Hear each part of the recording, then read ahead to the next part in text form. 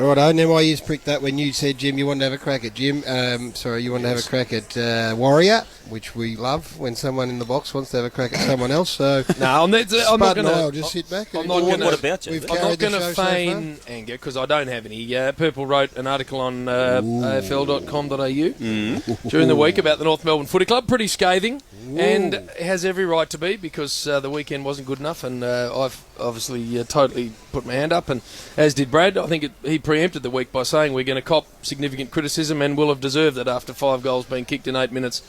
So I had no issue with any of that, Purple, but I did have a slight problem. Part of your article talking about the recruiting at North Melbourne, and the only thing I had an issue with is I think that part of our club has been handled unbelievably well by Bryce Lewis, a man you know well, So I took exception to that. I think he's an unbelievably good actor. Hang on, what part of that reference did you take exception to? I took exception to the fact that he hadn't, had underwhelmed, if you like, in his drafting. Maybe you haven't read it too clearly, JB, because I don't think I used that word. And the only reference I made to it was that he had done very well, but what was lacking in my observations of North Melbourne Footy Club was a bit of mongrel on the playing list, and that was the reference to recruiting. I acknowledge that I think he's done really well. In fact, super well with what he's done. No doubt he has. But there is no.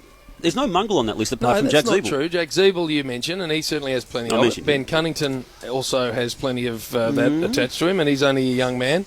There's players on the list that... Swallow has. But he was... Goes there too. I know that, but he's... Firrito.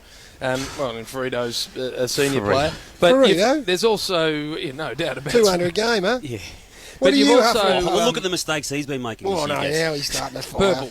I think he's done an outstanding job, is all I'm saying to you, Purple. No, I'm just saying that there's guys like a Darling and a Hanbury and maybe a Beams who might be able to have changed the dynamic of that group. Okay, but Darling's the one that's brought up all the time. Shaun Atley was taken before Darling, and Shaun Atley is an outstanding footballer. So as a North Melbourne man, would you prefer Ats or Darling? Well, that's a really good question, and if you're going to make me answer it, I will. If they're both against the wall, I think I'd take, as much as I love Atley, I'd take Darling. Just say it, Warrior. Darling. Which one? Darling. Oh, this wasn't much of a fight, Spud. It's like a lovey. Well, I didn't say it was a fight. I'm not going to feign anger. I'm not angry with it, but I am protective of Bryce because I think he does an outstanding job and he's nowhere near as resourced as others. And I think compiling the North Melbourne list when it was emptied out 5 years ago, he has been exceptional. I think if Bryce has got a problem with it, if he was to reread it, I think in the context it was me that had a problem with it, Purple. I will reread it and realise the context of it, and there's no issue with it. I've read and Spud, I had an issue. Spud. And I'm allowed to have an issue. If you read a media article, that's the moral. Only because your name was on it. The moral of this story is